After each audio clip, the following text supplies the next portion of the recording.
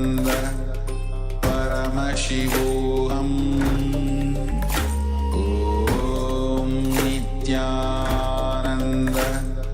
Paramashivoham. Om Nityananda Paramashivoham. Om Nityananda Paramashivoham. Om Nityananda Paramashivoham. Om Nityananda Paramashivoham. Om Nityananda Paramashivoham. Om Nityananda Paramashivoham. Om Nityananda Paramashivoham. Om Nityananda Paramashivoham. Om Nityananda Paramashivoham. Om Nityananda Paramashivoham. Om Nityananda Paramashivoham. Om Nityananda Paramashivoham. Om Nityananda Paramashivoham. Om Nityananda. Yes, so you may all now relax.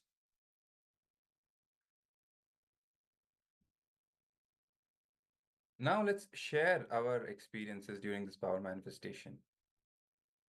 Were you all able to teleport or experience any teleportation of the prasadam, the food offering in front of the deity? Did you have any other experiences? Many times during such power manifestations, especially with these teleportation, materialization, we have very strong experiences when it comes to body, sensations, and this and that. So please share your experiences, whatever you experienced during the power manifestation. You can ask any questions or clarifications also if you need. We'll be more than happy to clarify your doubts. When it comes to powers such as teleportation, a lot of it depends on the detoxification of your body as well, actually. And Swamiji has spoken a lot about it, powers such as levitation and even teleportation, which are more, coming from the depth related to the depth dimension. So there, this whole detoxification plays a huge role, for which Swamiji has given multiple solutions. Even the basic lifestyle that he recommends, the Charya Pada, the kind of food to eat, and then yoga, daily yoga, puja, all these things, vegetarian diet, in fact, organic vegetarian diet, sattvic diet, all of these play a major role in detoxifying our body, removing all the toxins, these toxins which act as the sleeper cells inside our system. They enter our system and act as parasites, working against our system, which hinders our power manifestation. So even if we have a right space, a lot of completion inside, just because of those toxins, it prevents us from manifesting the power. So it becomes essential for us to make sure our body, especially our body, is completely detoxified. So we can easily manifest all these powers. Many times people have sensations, either some vibrations they feel, or heat, intense heat they feel in the body, or they may have some visualizations during these power manifestations, or they can simply manifest that power, the teleportation will happen. In fact, one of the participants, if I'm not mistaken, Anupama Ma, she was the one who manifested the power of teleportation a couple of days before. which is a wonderful experience. And these are the experiences which need to be shared more and more with other participants. So requesting Ma to, share these experiences if you can with more participants so that they are inspired to uh, manifest these powers. They get also inspired, sorry, so that they can also, have the confidence that yes, it is possible. One of our team members has manifested, and so we can also manifest.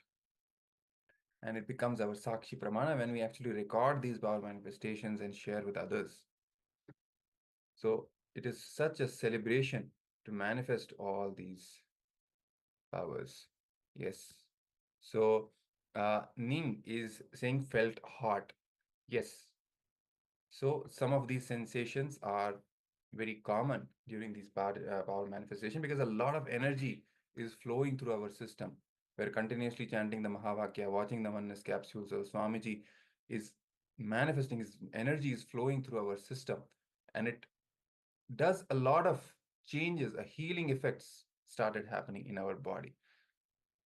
Temperature may rise, we may experience some vibrations, kundalini awakening, right? And many of our knots we can feel as many knots are being opened in our system. Many blockages are getting removed. Many different experiences we may have. The best way is to just let them happen. Have deep trust on Swamiji and just celebrate this whole experience, because whatever is happening, whatever you are experiencing, it is Swamiji who is doing it, right? He has literally overtaken the system and he is manifesting in the best way possible. What is there for us to do is just not to say no, just say yes and accept completely with open arms and celebrate with joy this whole experience of power manifestation. If anyone else has any other experiences to share, please go ahead before we move on to the next section. Yeah.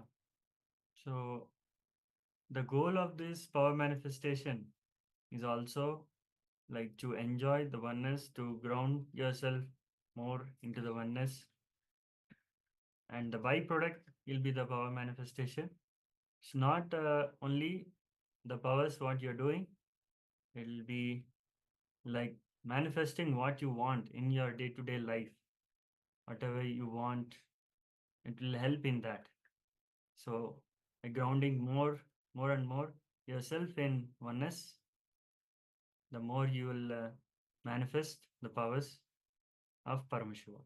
Yes, absolutely right. Beautifully put, Maharaj. Actually, Swamiji has even spoken in one of his satsangs that all you need to do is just manifest powers left and right. That is the only practice you need to do. Because everything he has beautifully crafted in such a way that everything is taken care of when you start manifesting powers. So it's not just this one particular power which you are manifesting here. It is just the first step. Ultimately, your whole life has to be power manifestation. When you're talking to someone, let's say you're in a business meeting, the whole communication, the conversation itself has to be power manifestation, shifting the space of the other person, speaking into their listening, shifting their space, and making the deal happen from that space of oneness, which is going to be beneficial for everyone.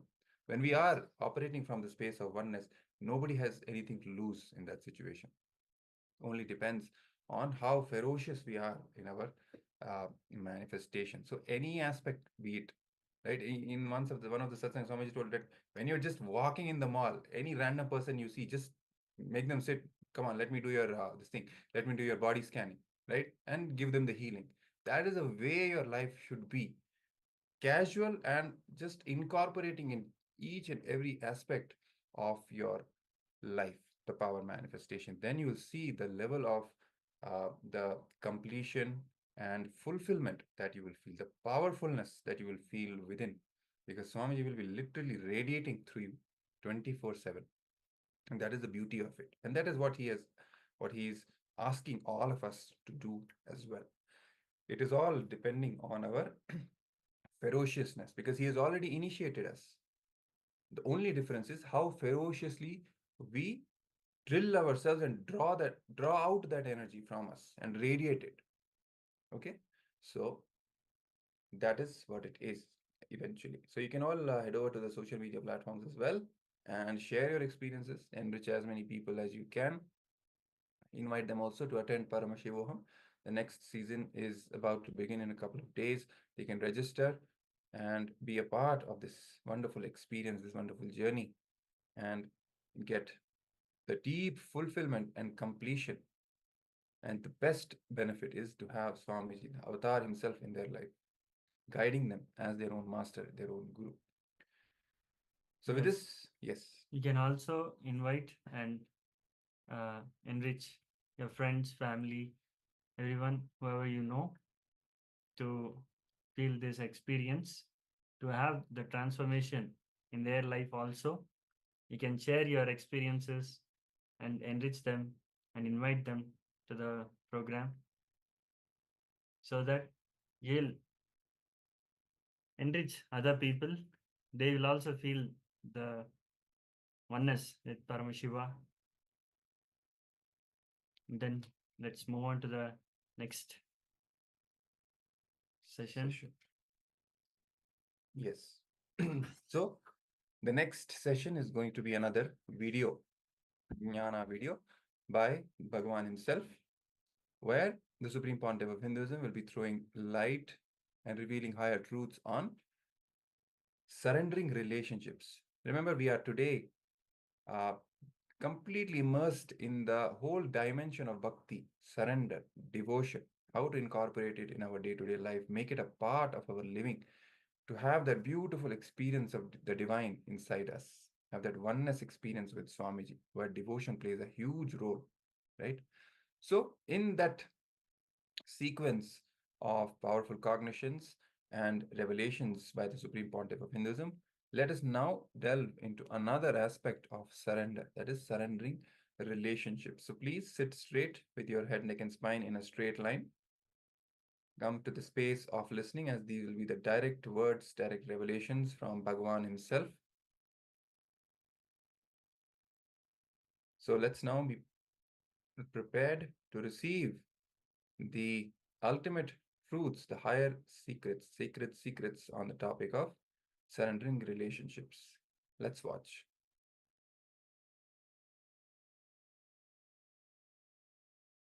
Here, first time Krishna is giving ultimate technique for quantum spirituality. He is the first quantum scientist in the inner world. In the inner world. He gives a technique for quantum spirituality. He says, relax and surrender. Suddenly, you will experience the intensity of your consciousness. You will understand you don't have to choose between horizontal line and vertical line. You can explode in all the 360 degree. You don't have to choose between this line and that line. You don't have to take choice. Please be very clear. Only when you experience the choicelessness. When I say choicelessness, I don't mean you will not choose anything. You will choose everything. You will have everything. When I say surrender, I do not mean the dead surrender. I have seen so many people saying, Swamiji, I surrendered everything to God. I surrendered everything to divine. I surrendered everything to existence. But you will see it will be only in the level of words, not in the level of reality, not in the level of existence. People make funny statements. Swamiji, I surrendered everything to God, but just please bless me so that I should have good job. I should have a little more paying job. As of now I have this job, but if you can bless me to have a little better job, it will be really nice. Please be very clear, our surrender is pseudo. Our surrender is pseudo. Before making any statement, be very clear about what you are speaking. Sometimes we make statements without even knowing the meaning. So many people, they will come and tell me, Swamiji, I surrendered everything to you. Please give me a little mental peace. I tell them, please come for one meditation program. No, 2 days I cannot afford. Just now they said they have surrendered everything to me, and they say, I cannot afford 2 days. Sometimes we make statements without knowing the situation or the reality. Small story. One journalist, a reporter, he saw a crowd gathered around an accident in the road. He tried his best to get in, to see. He is not able to. He suddenly started shouting, oh my son is got in the accident. Please give me the way, give me the way. He started shouting. People all gave way. He just went near and saw one donkey was lying in front of the car. There was a donkey in front of the car. Please be very clear. Before making any statement, know the situation. Without knowing, when you make statement, you are the person who is going to suffer. With the surrender also, we make statements without knowing the truth. In the real surrender, you don't exclude anything, you include everything. You just experience the whole. You explode in all the directions. You just experience horizontal line and vertical line and something more, which you have never imagined.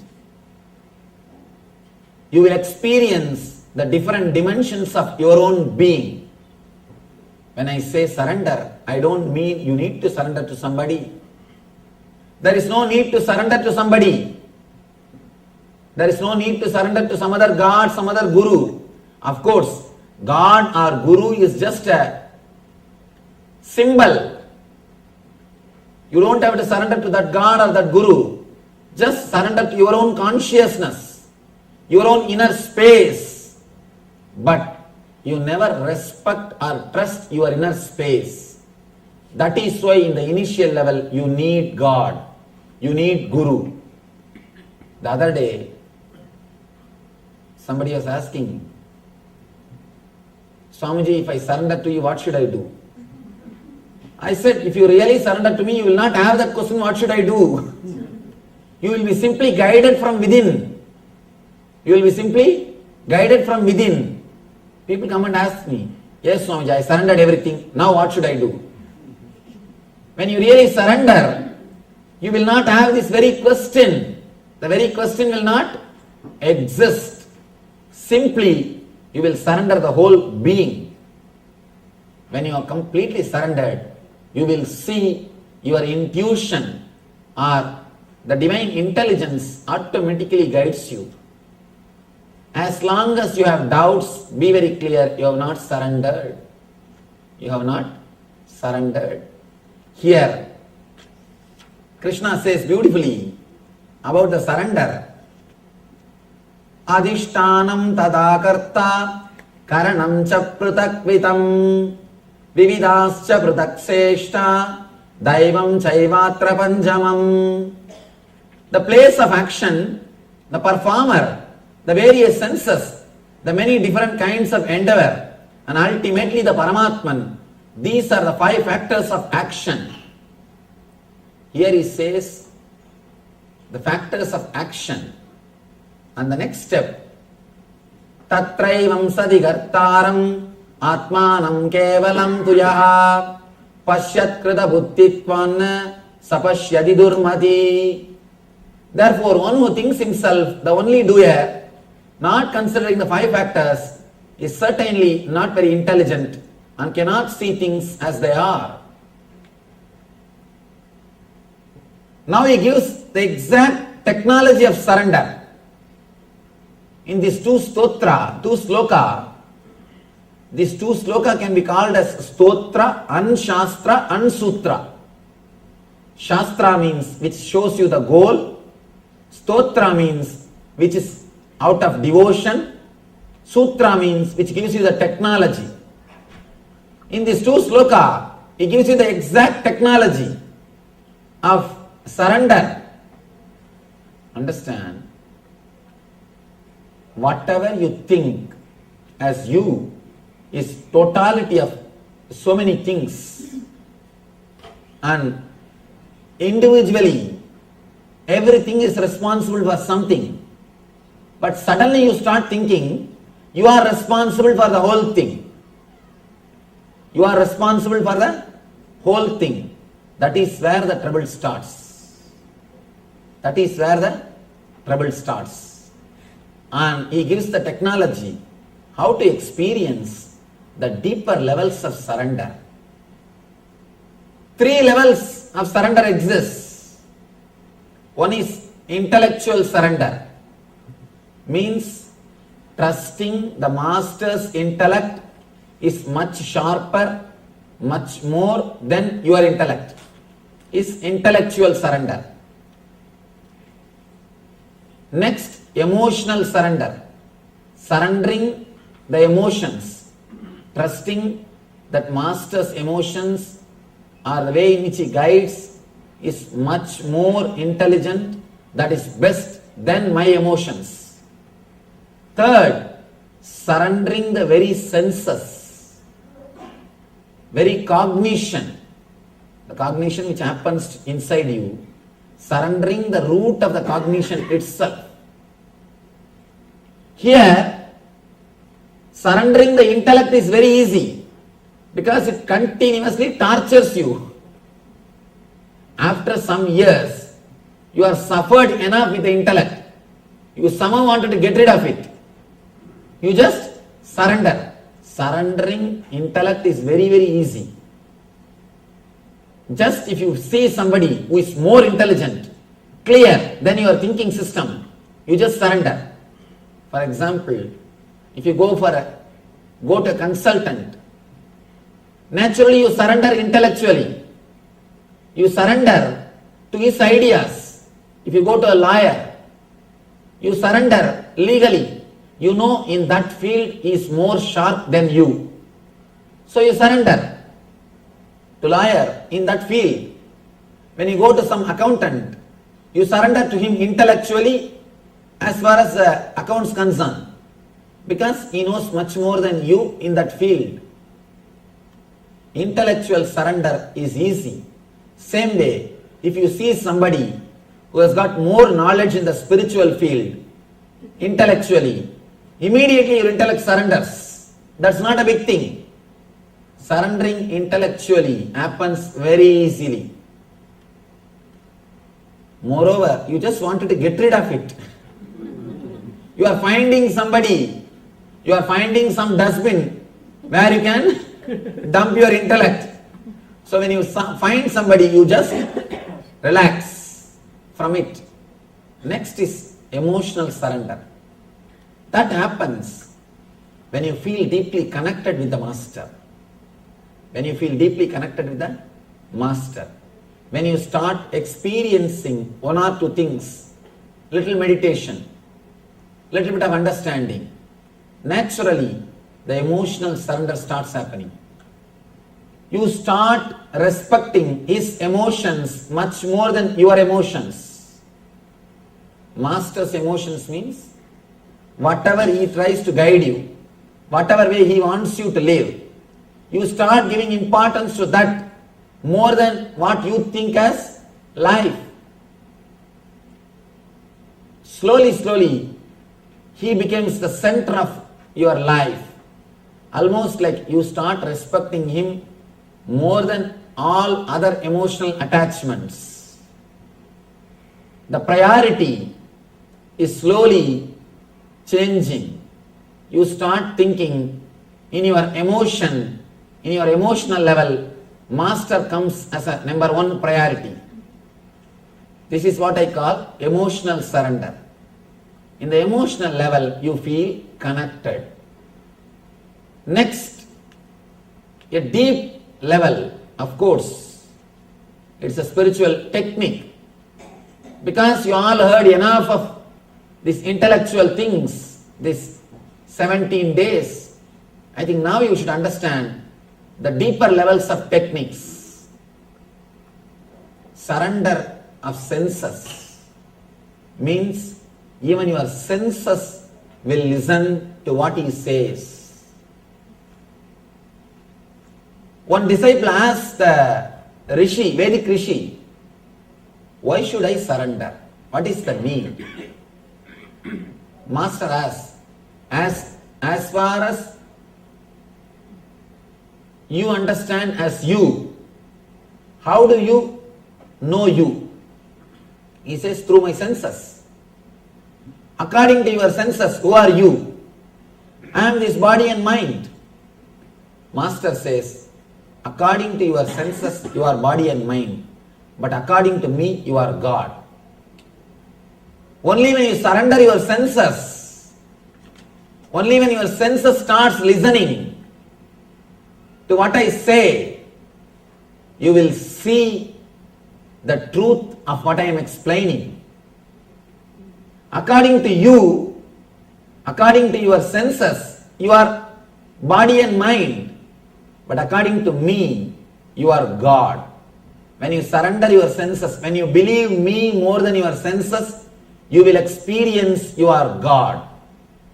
He says, the moment you believe me more than your senses, you will understand the meaning of Tattvamasi.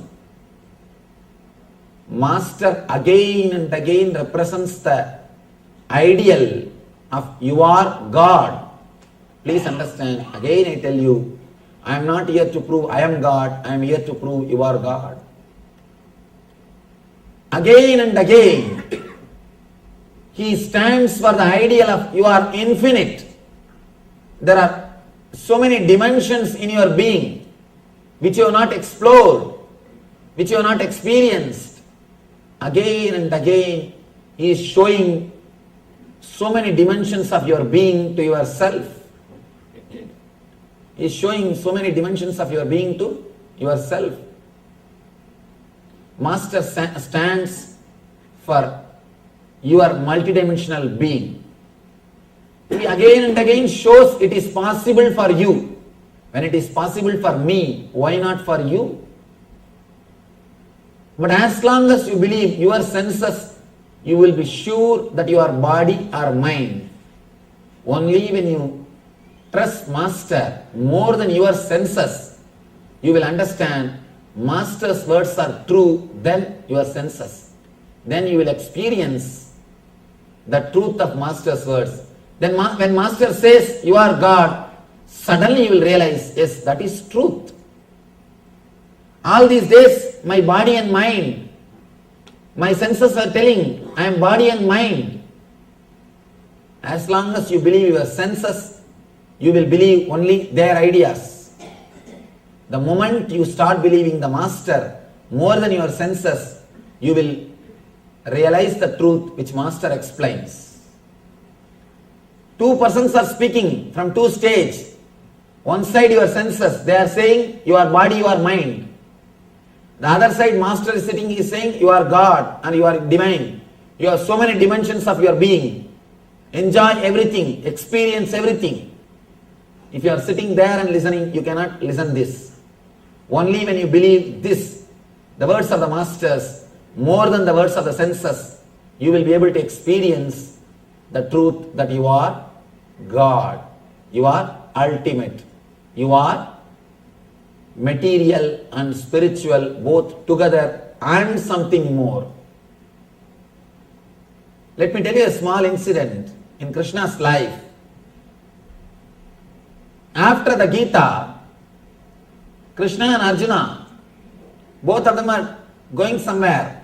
After the war, everything is over. Maybe for a picnic, outing. Suddenly Krishna says, Arjuna, see that white color crows. Arjuna says, yes, beautiful white crows. After 2 minutes, Krishna says, no, they are black crows only. Arjuna says, yes, Krishna, they are black crows only. Suddenly Krishna asks, fool, what happened to you? When I say white, you say white. When I say black, you say black. What happened to you? What happened to your senses? Arjuna says, Krishna, I do not know what happened to my senses.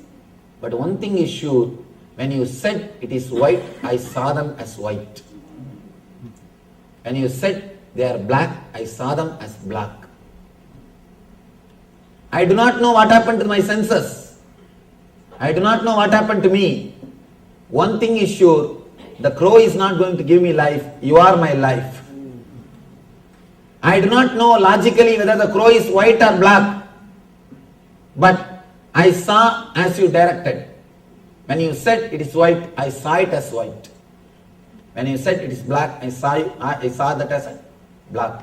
In the inner world, the first and last tool which you need is complete surrender. Complete surrender. Only then you can wake up to the truth. You can wake up to the truth. Then Krishna says, you are right. Because you started trusting me more than your senses.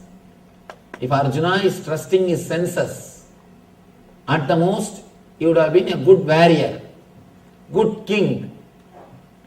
But because he trusted Krishna more than his senses, he has become enlightened.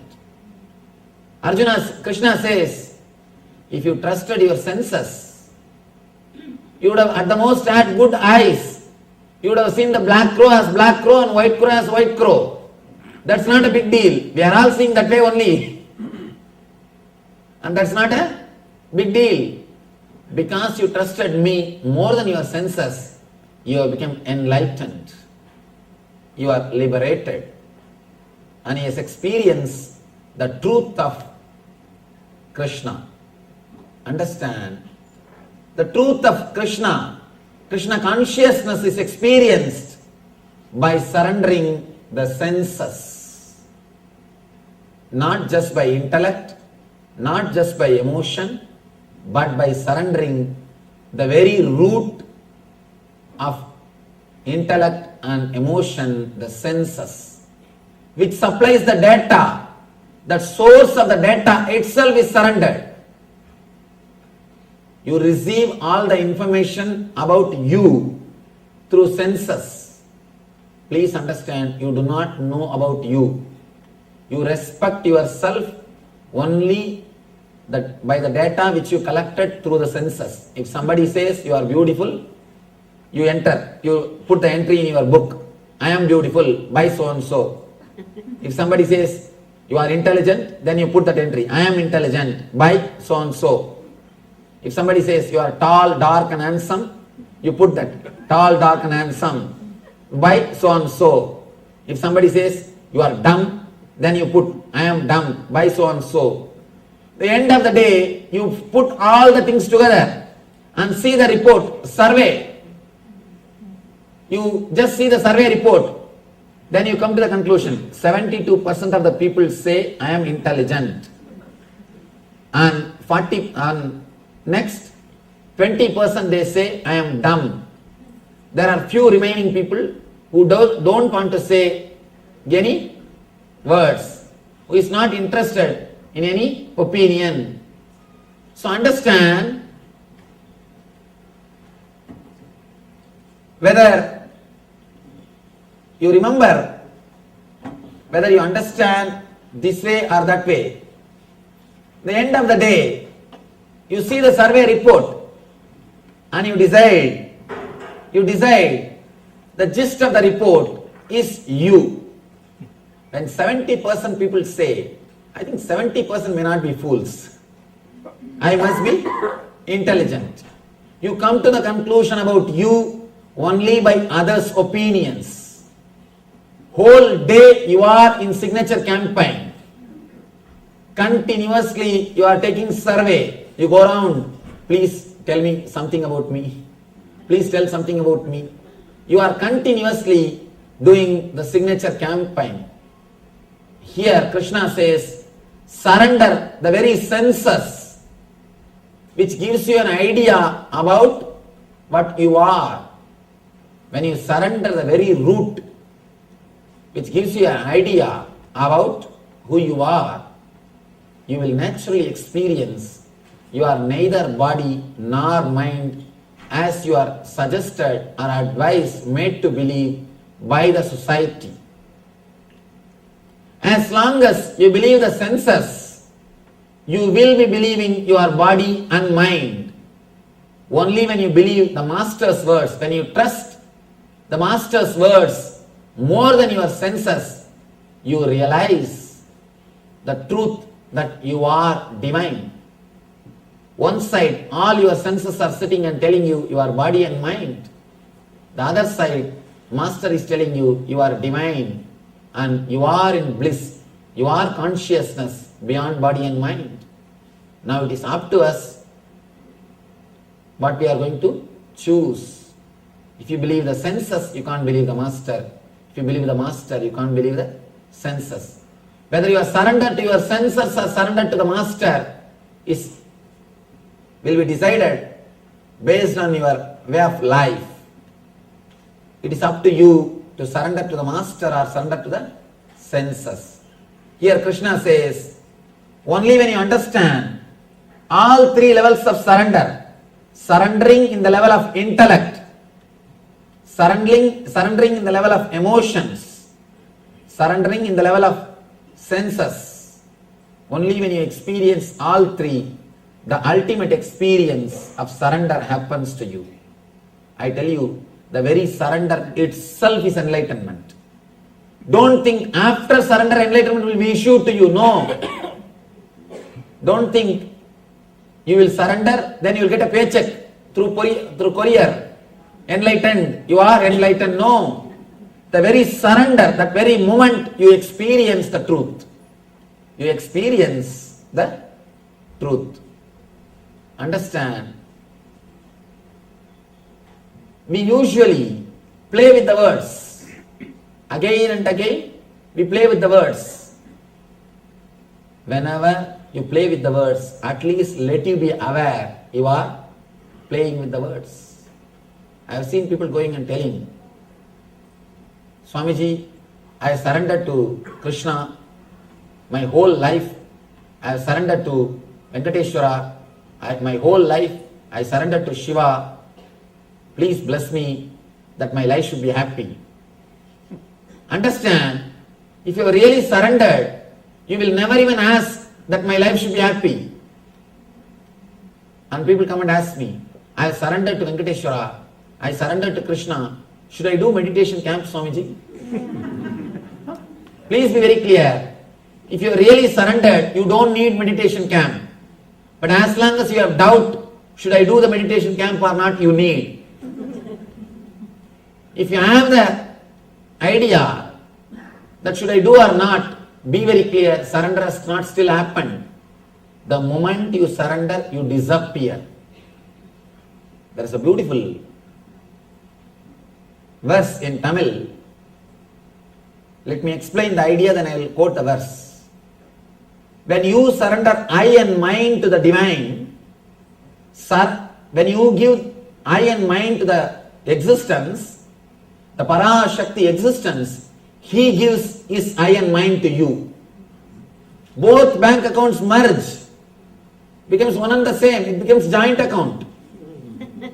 You have nothing to lose. Ordinarily, as long as you think the body and mind and being is yours, Sariram Rogamayam, Manam Sogamayam. Sariram Rogamayam, body is filled with diseases. Manas Sogamayam, mind is continuously depressed. What we have to surrender? Nothing except the body filled with disease and the mind filled with depression.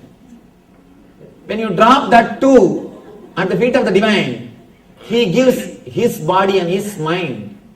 Sariram Devamayam, Mana Sukamayam, and Atma Anandamayam. You get the third thing, Atma Anandamayam, free offer.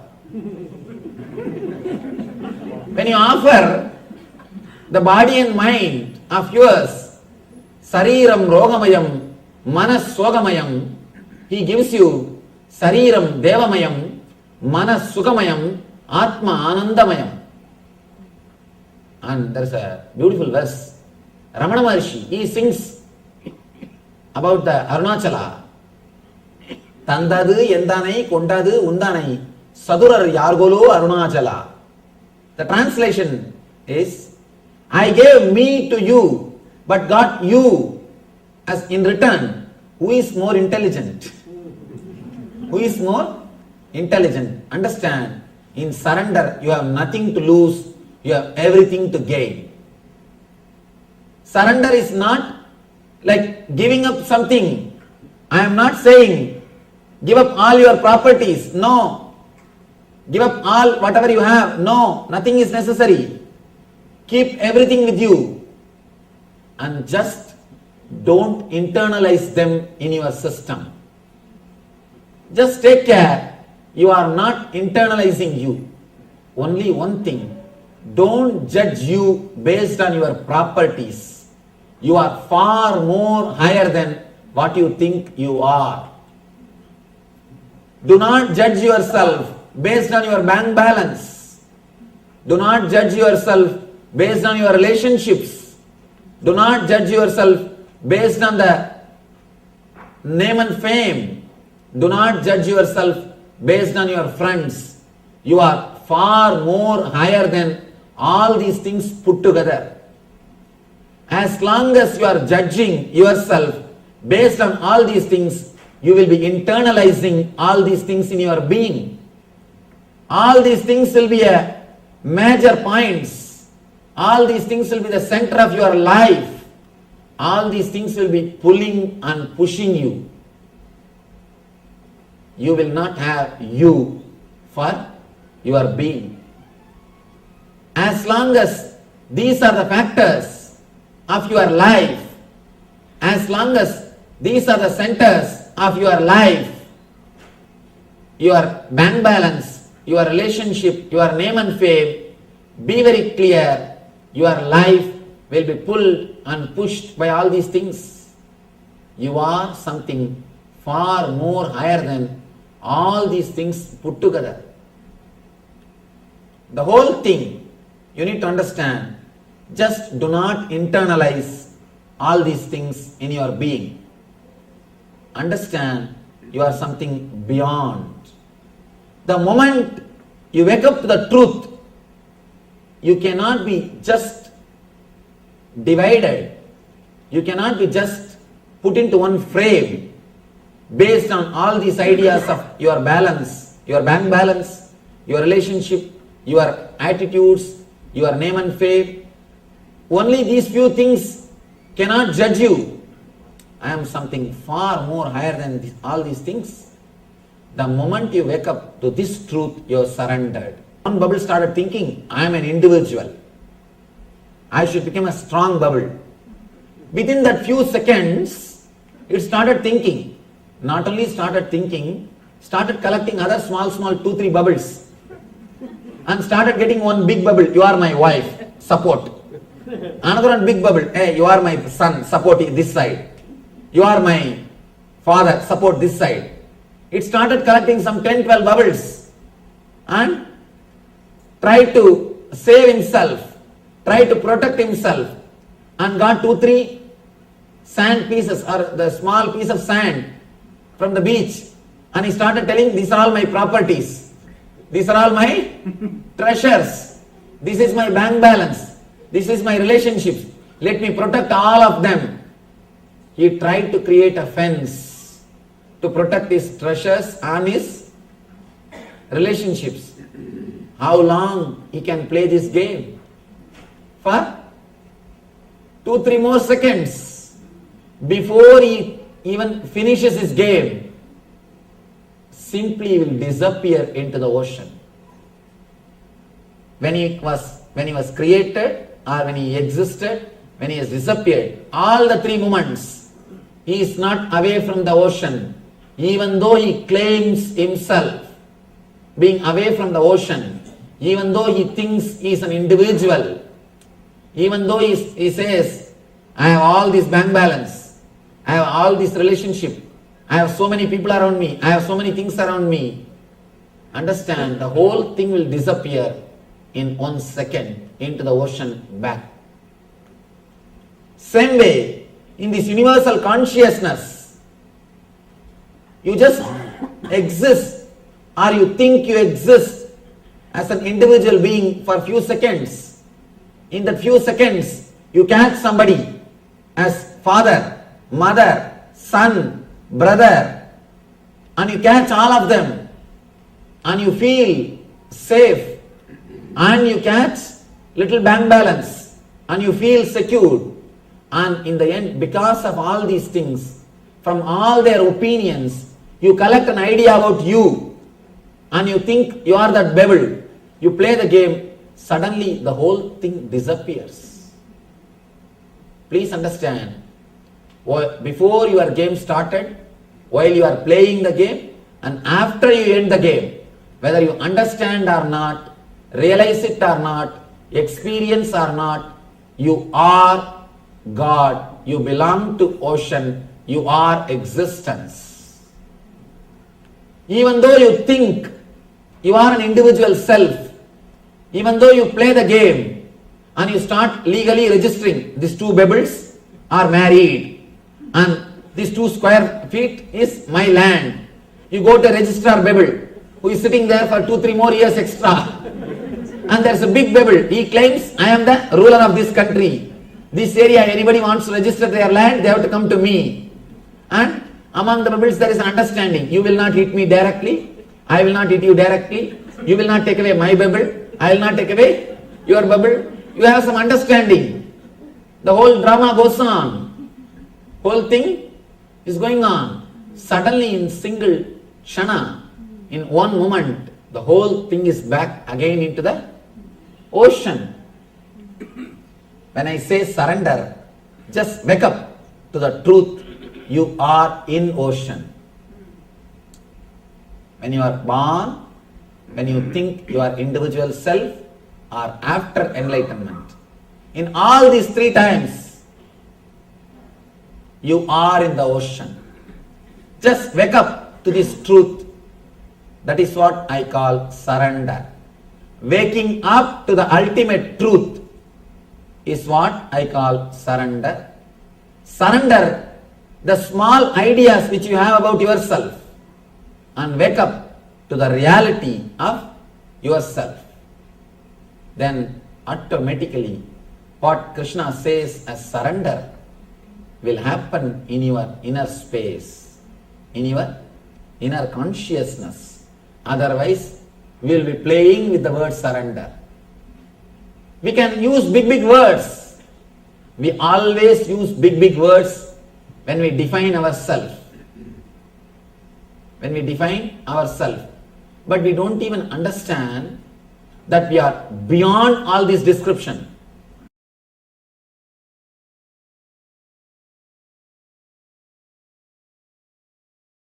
Yes, that was a beautiful discourse by Swamiji on how important surrender is in our life. Only when we open up, only when we surrender to the Guru, to the Divine, will the miracles and manifestations happen in our life. So now, let us get into the internalization exercise for today on how we can surrender to the Divine.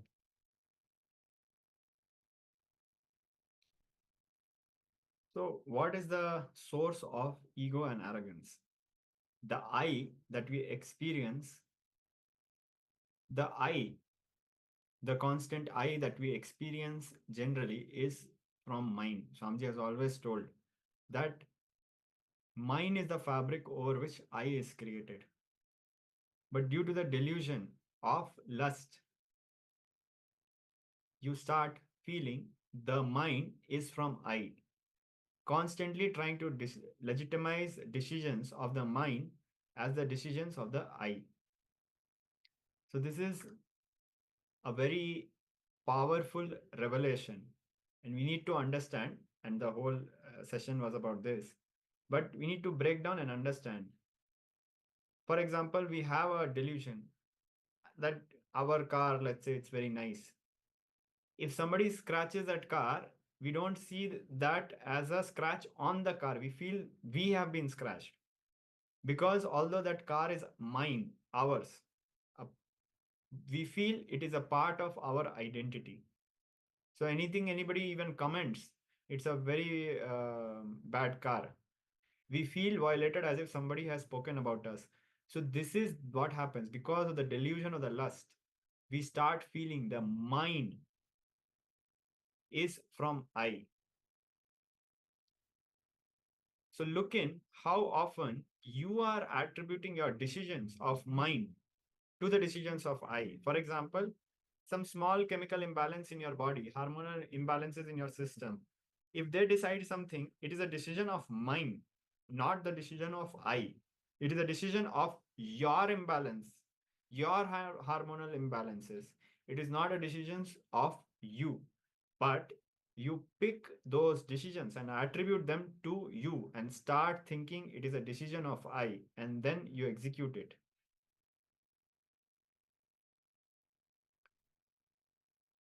So don't own anything. Nothing can be a reason for your cognition of I. Your I has to be just dependent on I. The mind cannot be the foundation ground for I. The best, the biggest delusion you need to handle in life is there is something other than you. Renounce the idea of I and mine and celebrate whatever is. Everything is part of you, be a part of it. Go on. Let every decision you make, let every thought you entertain, every word you utter, every word and every action you do, let it be based on oneness. Now, with this understanding, let us do the internalization exercise.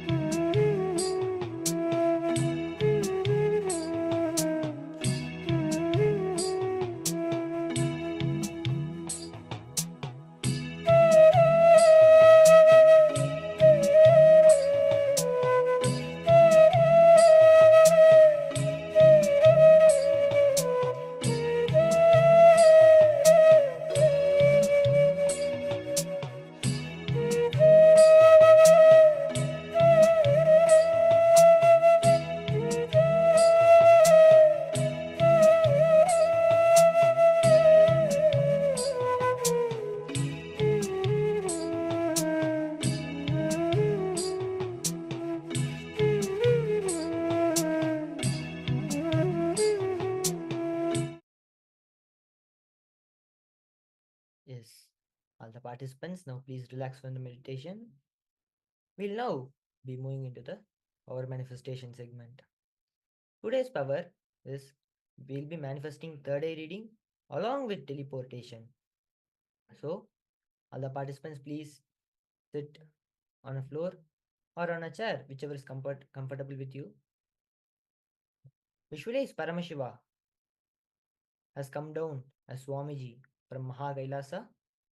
Remember Paramashiva in your third eye. Sit with this powerful cognition and meditate on it. Visualize intensely. You have become Swamiji. Anything else? Think as your identity. It's delusion. Drop it. You are Swamiji himself.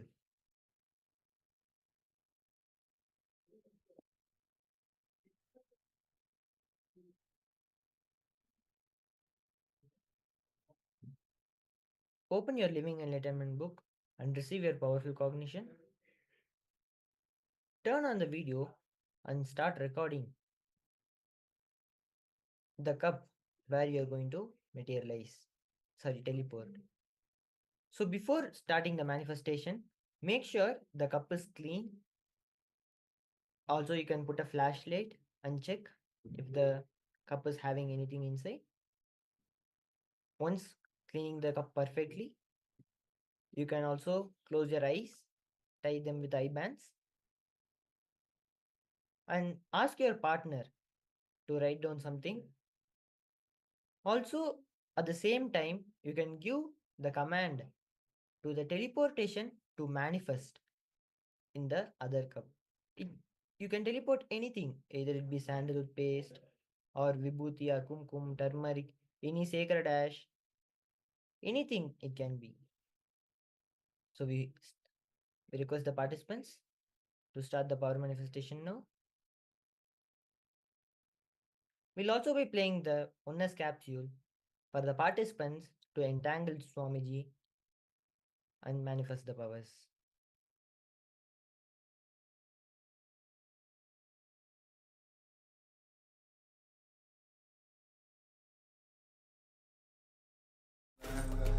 Paramashivoham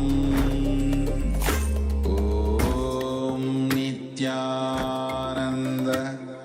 Paramashivoham Om Nityananda Paramashivoham Om Nityananda Paramashivoham Nityananda Paramashivoham Om Nityananda Paramashivoham Om Nityananda Paramashivoham Om Nityananda Paramashivoham Om Nityananda Paramashivoham Om Nityananda Paramashivoham Om Nityananda Paramashivoham Om Nityananda Paramashivoham Om Nityananda Paramashivoham Om Nityananda Paramashivoham Om Nityananda Paramashivoham Om Nityananda Paramashivoham Om Nityananda Paramashivoham Om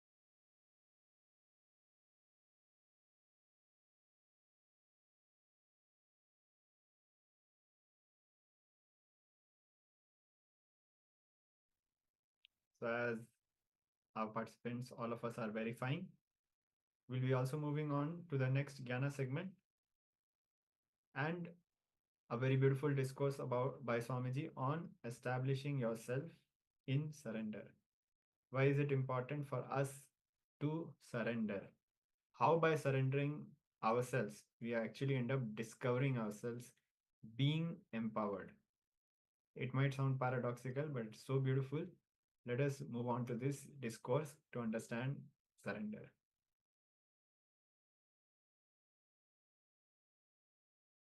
The mark of the modern sannyasi with a theft motion sensor and titanium superalloy casing. This is truly a danda of the 21st century, $21,000. He's hiding himself. Where is he? Oh God. Royal staff, gold plating, rubies and emeralds, platinum head, the best way to show off your wealth and status. Sannyasi shop is not responsible for the absence of wealth and status after purchase. $400,000. Security. No sannyasi should sleep unguarded with altitudes worth many thousands of dollars. Check out our new security system, motion sensor, sound alarm and many more gadgets to ensure your possession safely. $30,000. Antique king. Leather wrapping, ivory studs, the luxury danda that beats any other, $30,000. Kalpataru, the wish-fulfilling danda, is equipped with a mini drinks cooler, lighter facilities, cigarette storage and much more. $45,000. That's the Skymal books, the effect of engram of that. In the flight there is a Skymal magazine. Healing danda. As its base it conceals a medicine chest and an aromatherapy generator to heal any illness. $30,000. Oh God, that's all. Wow, billion there's lot. Devasta soup. And that says I hate sannyasis. Two famous sannyasi for your liking. One to go to a friend's party without looking like an idiot. The Devasta soup is an answer. La natural city.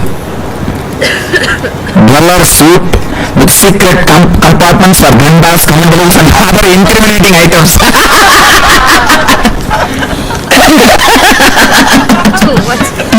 The Himalaya suit. The Himalaya is too cold for you. Try our new Himalaya suit. 3 layers of thermal synthetic wool, interpersed with electric heaters and layers of vacuum pack.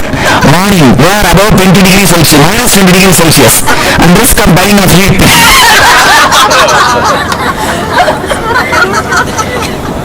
And edibles, ready-made meal packs.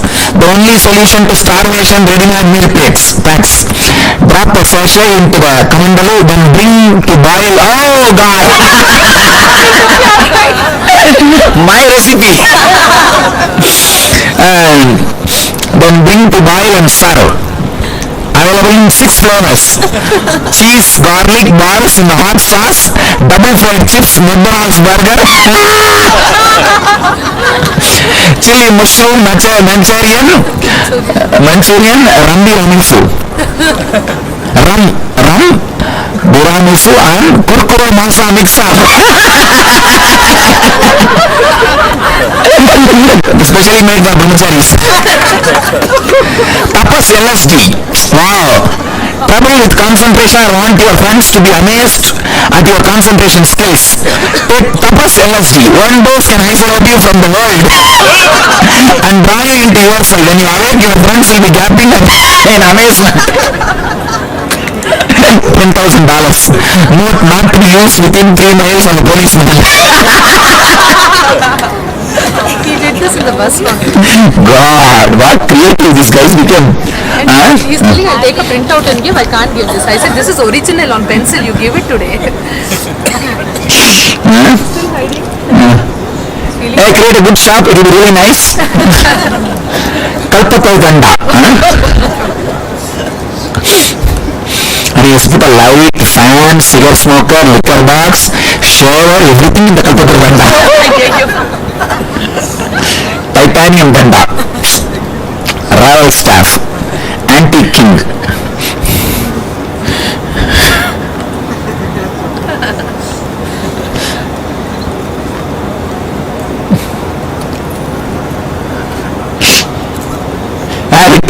May I give it to him?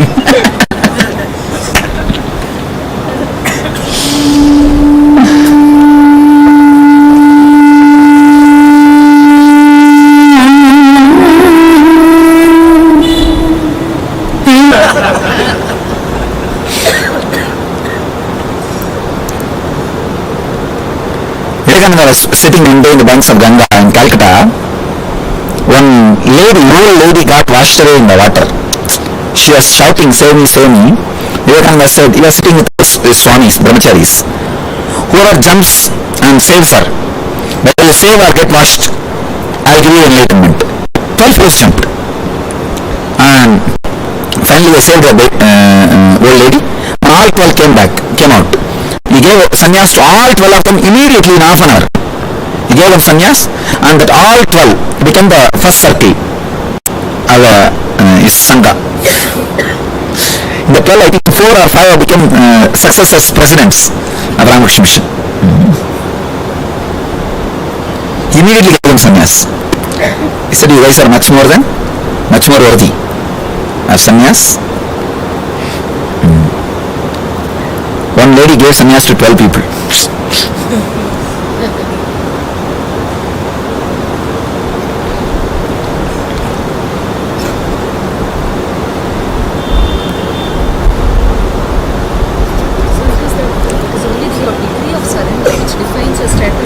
Nothing else. Degree of surrender, that's all. Maintaining surrender, that's what. Being established in the mood of surrender. Because these guys, they experience sometime and run away.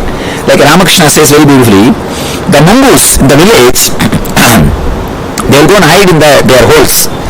These village kids, to catch them, they will tie a rope in their tail and put a brick. Even if they go and hide, they will pull the rope and get them out of the hole. Same way, your engrams are like that stones. Attachment is that rope.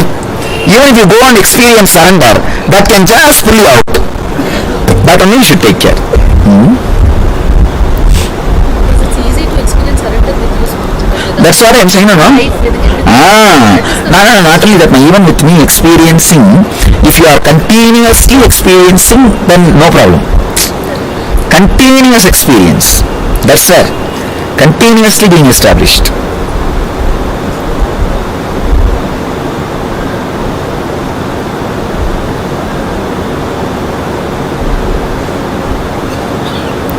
Without, you see, when you are not having surrender, suddenly you will start judging my movements. You understand? My movements are not me. Even if I do not know, I do not show you, I am an incarnation. Understand? Sometimes I myself may act just like a normal man, just like normal, but when you measure with your logic, that actions overdone. That's why I tell this first up to disciples, say, even if I don't know, you know, I am an incarnation.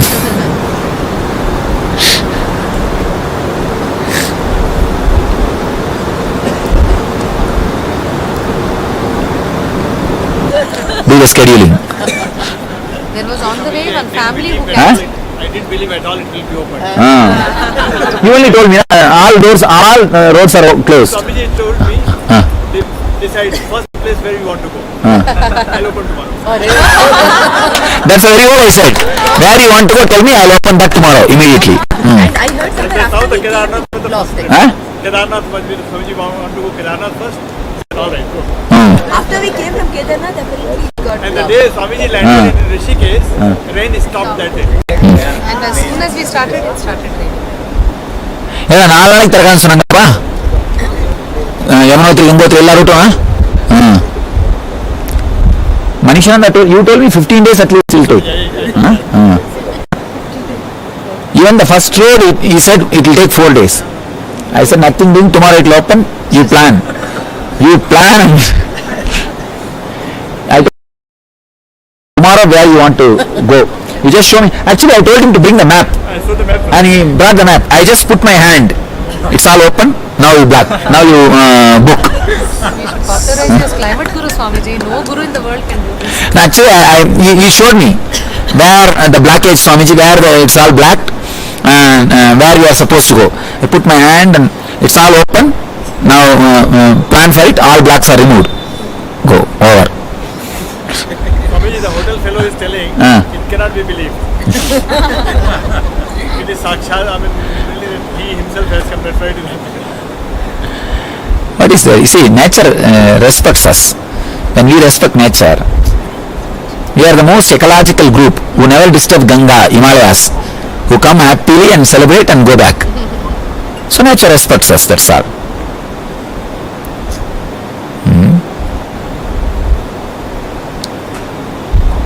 Ganga celebrates our presence. Himalaya celebrates our presence. He wants us here, Himaraja.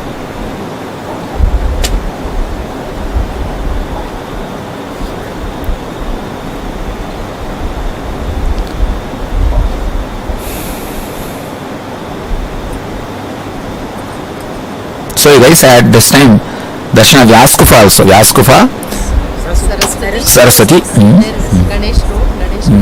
Ganesh Kufa.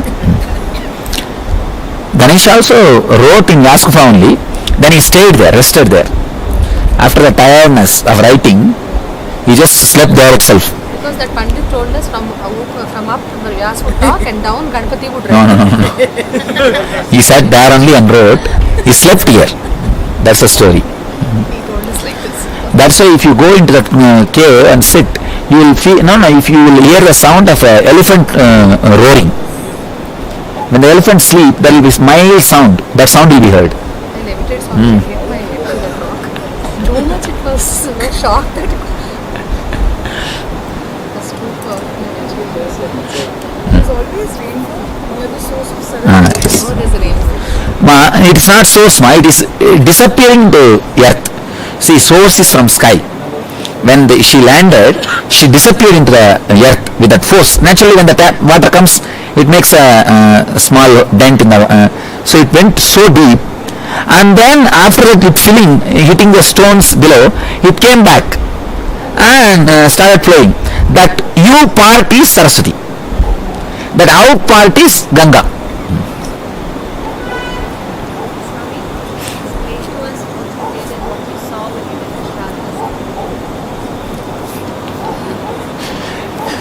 Will you understand? Next.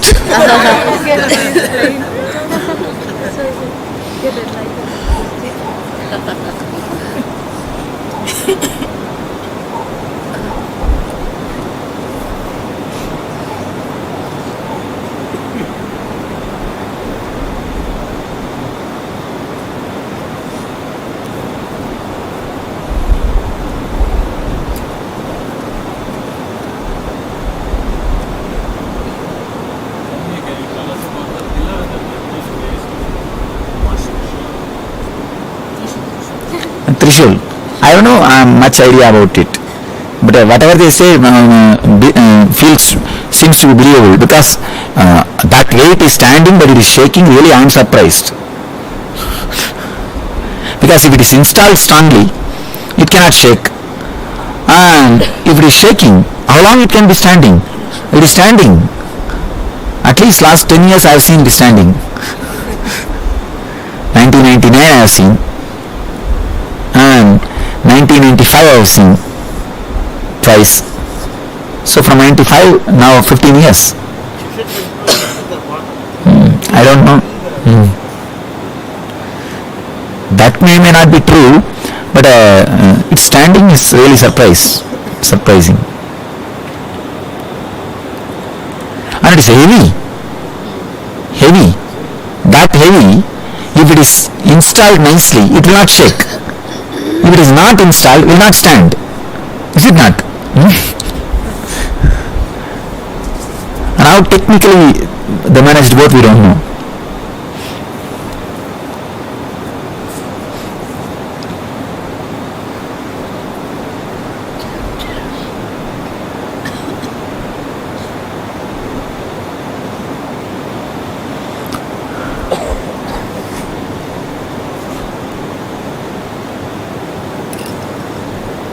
All the temples have same energy, or like you feel connection? No. You see, it's like a master sleep. If they have left the body, then it will be energy. Otherwise, it's all just a place of worship. But even here, like this temple, I could feel. This is more a place of worship, not energy center. Place of worship. But even there, you can feel connected. It's not wrong, because many people would have worshipped those thoughts have culminated and it's there. You see. There's another Gupta Kashi in Swamiji. There also is there a story about Panchakashi is there. Panchakashi, Panchaprayag, Panchaketa, Panchabadri is here in the Himalayas. Panchaprayag is Devaprayag, Rudraprayag, Vishnuprayag, Sonprayag, Karnaprayag, Nandaprayag. Actually, then one should be missing. One should be reduced. I don't know which is Panchaprayag. The 6, some 5 is Panchaprayag. Same way Panchabadri, Panchakedar, Panchakashi.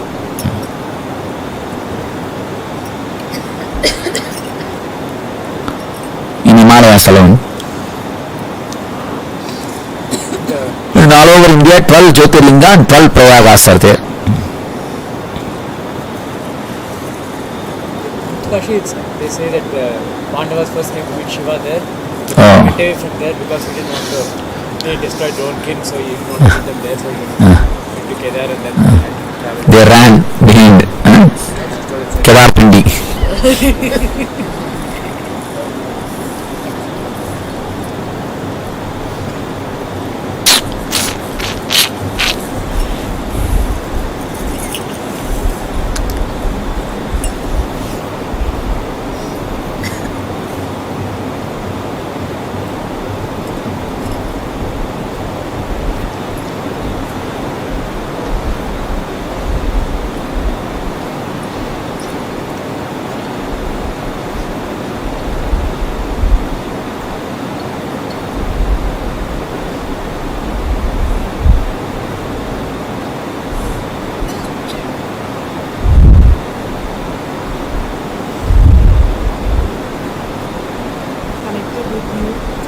Yes, then why else it will be connected?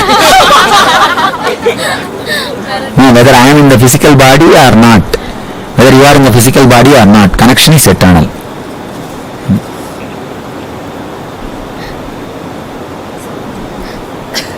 Since Mahavtar Baba came, people decide of the eternity, like in human form, they never die. There is a group of people. We can see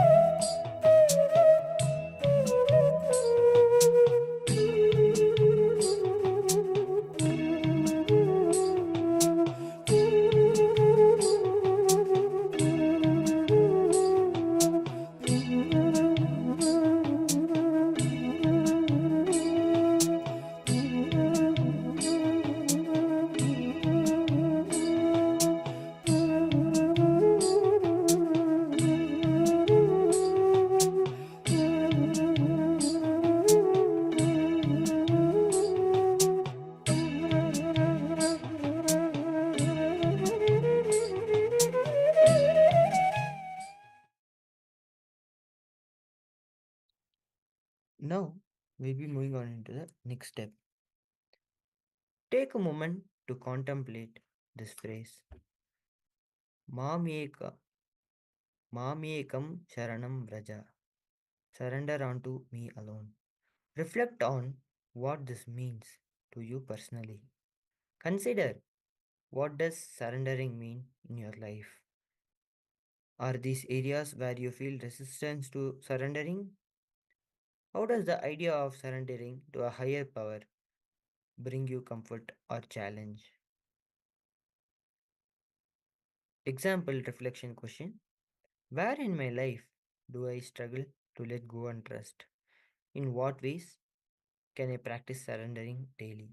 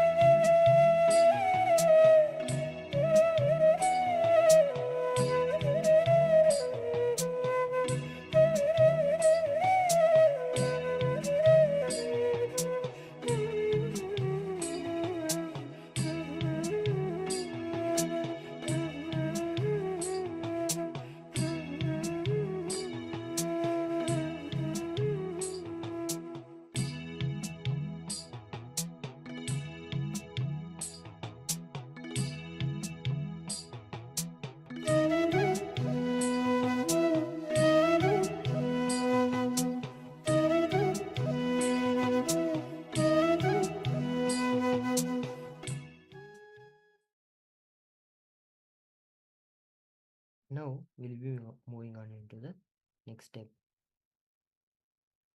In your notebook, write the following phrase 11 times.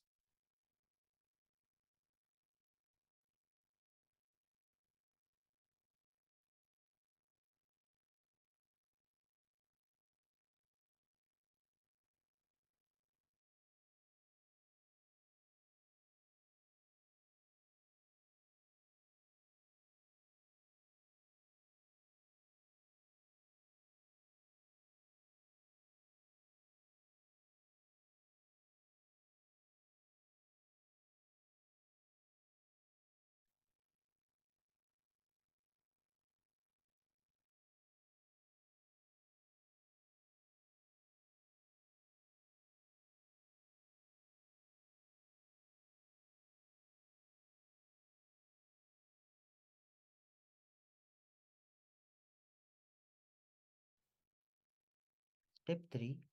Reflect on your writing. After you have written the phrase 11 times, take a few moments to look at what you have written. Consider the following. How did the act of writing this phrase feel? Did any thoughts or emotions arise as you wrote? Are there specific areas in your life where you would like to practice more surrender?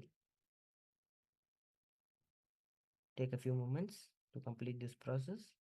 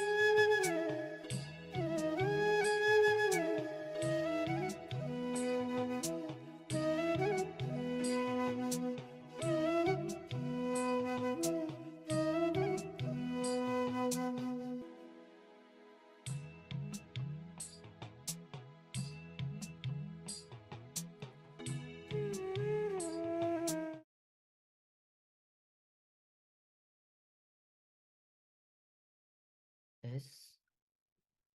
Now slowly relax from the meditation. Take a deep breath. Acknowledge your reflections and express gratitude for the insights gained during this exercise.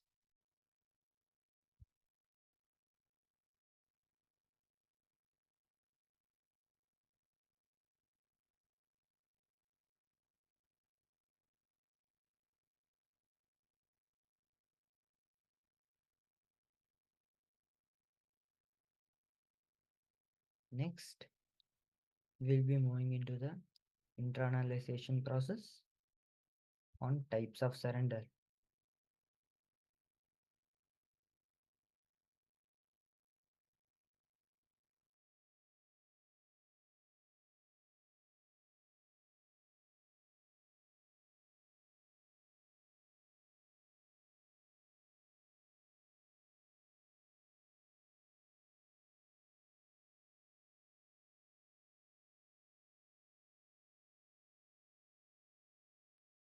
Now, we'll be moving on into the power manifestation segment.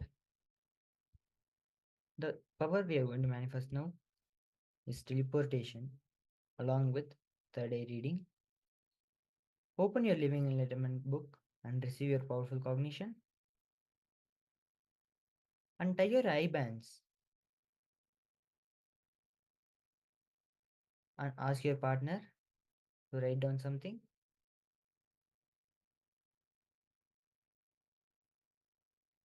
We'll also be playing the Oneness Capsule and the Mahavakya for the participants to entangle with Swamiji.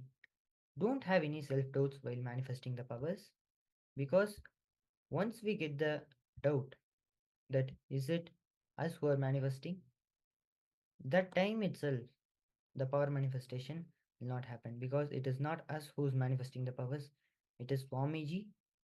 We are just a channel for Swamiji to manifest the powers in us.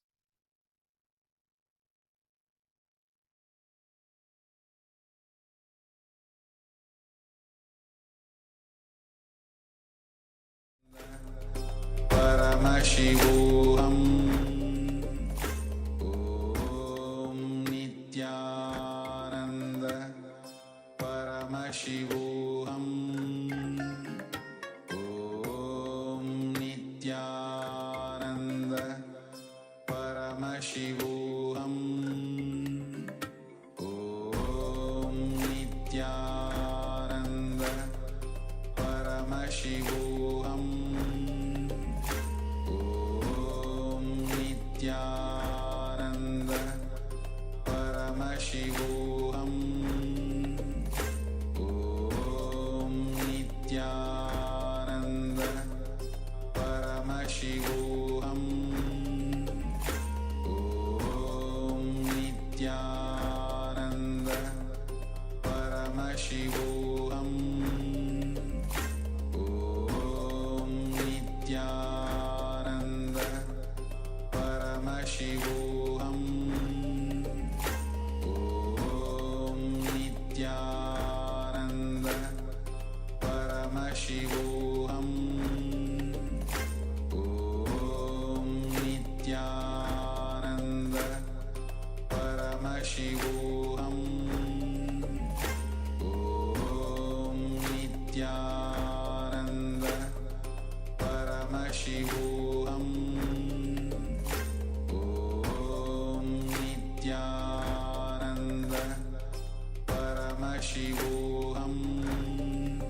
Paramashivoham. Om Nityananda Paramashivoham. Om Nityananda Paramashivoham. Om Nityananda Paramashivoham. Om Nityananda Paramashivoham. Om Nityananda Paramashivoham. Om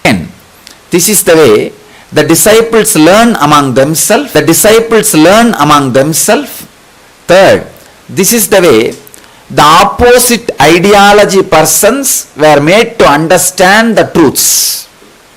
Fourth, this is the only way the religious terrorism was avoided in Vedic tradition. We never won over the sword. We never waged war with the sword. It was all with the clear, friendly, convincing arguments. The non-violent strength of the Vedic tradition is built on spiritual debate.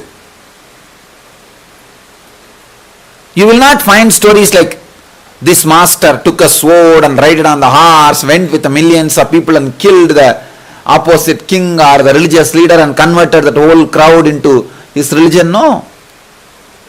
He goes with a palm leaf and with a deep peace, few shaved head disciples, sits with the opposite religious leader on and on and on for days. And I want you to know about one of the important spiritual debate happened in the Vedic tradition, which rewrote the history of Vedic tradition between Shankara and Mandana Mishra. That was the turning point of the Vedic tradition, because Vedic tradition was slowly getting lost in rituals, just the outer physical doing. Slowly the attention is getting diverted towards that direction, then the inner enlightenment science. So this debate was the greatest turning point, happened to the Vedic tradition. The rules of the debate is, both of them will have lotus garlands, and Mandana Mishra's wife is a judge.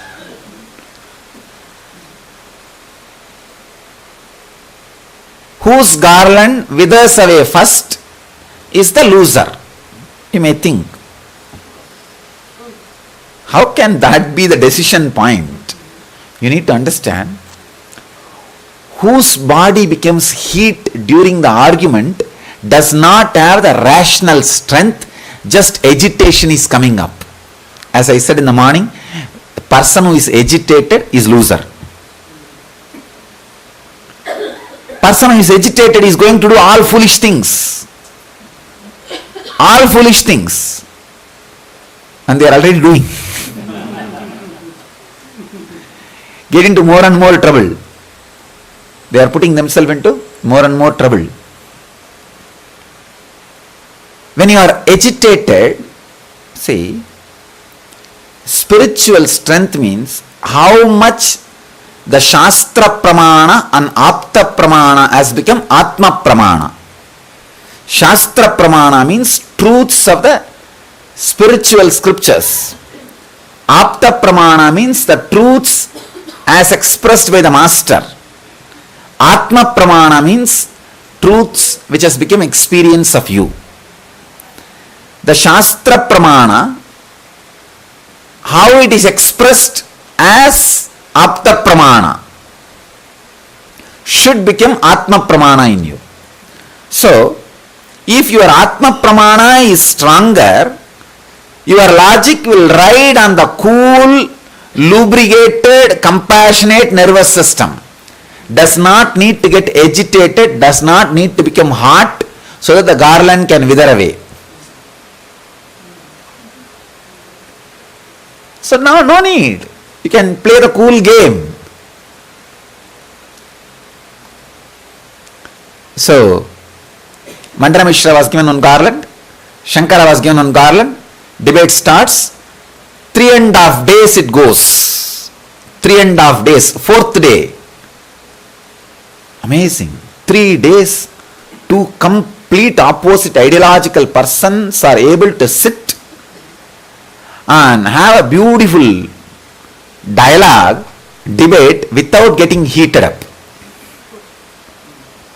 That is the greatness of the Vedic tradition. That's the greatness of Vedic tradition. It's like more like a Will I lead you to the deeper space or will you lead me to deeper space? That's all. Nothing else. So both of them decide. If you lead me deeper space than where I am, I will become your disciple. If I lead you to the deeper space than where you are, you become my disciple. Let us enter into the deeper truths. Sahana vavatu, sahana ubunaktu. Means let both of us grow together. Let both of us educate ourselves together. Let both of us have friendliness till we complete this process. Even the Brahma Sutra, first sutra starts with Atato Brahma Jinyasat. Let us explore the existence, the Brahman. Very beautifully, the Apta Pramana, Shastra Pramana, which has become Apta Pramana, and how much it has become Atma Pramana. Here, both of them are leading each other into the deeper and deeper and deeper spaces, understandings. When you have no more space to lead the other person into understanding, you are agitated. You will now start using the perverted logic, the heat. Garland will wither away. After 3.5 days, evening, first time sweating was seen on Mandana Mishra's body. The heat started coming up, means now all his other energy chakras are tired. Swadhisthana is emitting the heat. Now it has become survival. It is no more understanding. It is no more spiritual. Now he is agitated. He knows he doesn't have any more.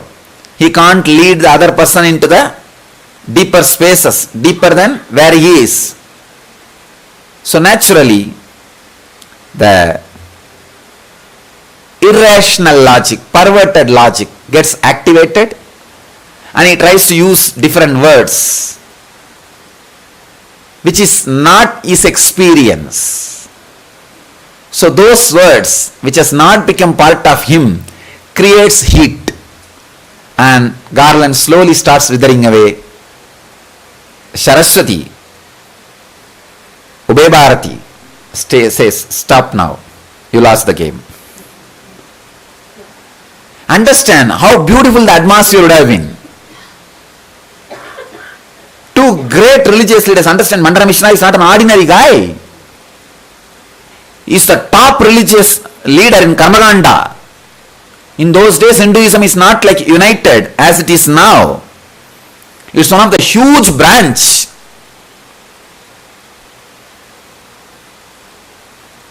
The ritualism is conquering,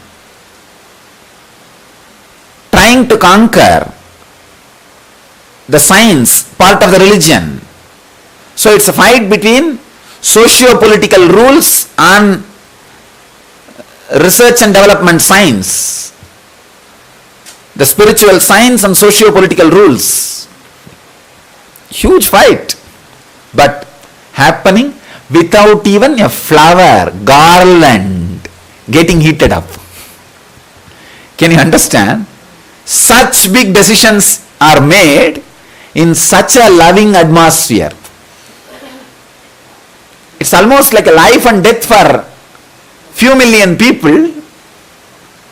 It is getting made in a space where the garland, the lotus flower, is not getting withered away. No sword, no blood, not even using the hand to beat. Just simple intelligence. And then Mandana Mishra, not only he realizes, he surrenders completely. He surrenders completely and says, here I am, your disciple. I understand. You can lead me one step deeper than what I am. See, Mandana Mishra is not an ordinary, he is an highly integrated spiritual practitioner. I can say religious practitioner who has millions of disciples. amazing strength, intelligence, integrity. But when he says, yes, this guy can lead me one step deeper than where I am. He can take me one step above than where I am. This is time. Let me surrender. Keeping the seeking alive. Understand? Keeping the seeking alive. Not getting frozen with the ideas is the truth, basic truth on which the debate should happen. Spiritual debate should happen. Keeping the seeking alive. Not getting frozen in our own ideas. Person who constantly has a spiritual debate with his own life is living enlightened. With your own life, constantly have a spiritual debate. Am I standing with the decisions I took? Am I standing with the seeking I took up? Am I getting frozen? Am I ready to have the debate? Am I ready to have debate with my life, which is ready to lead me to the next step? Am I keeping my seeking open? Am I keeping my surrender alive? Or am I slowly, see in the Ganges, some dirt will slowly get into the bank and get settled. Means stopped moving, stopped flowing, stopped living. Spiritual debate is something which makes your seeking alive, which makes your surrender alive, which makes the whole thing alive, keeps the enlightenment Ganges flowing in your system intensely. Remember, when you do the debate, the garland on your neck should not get heated. Maybe we can have thermometer. Because you guys are not going to sit for 3.5 days. Garland may wither away.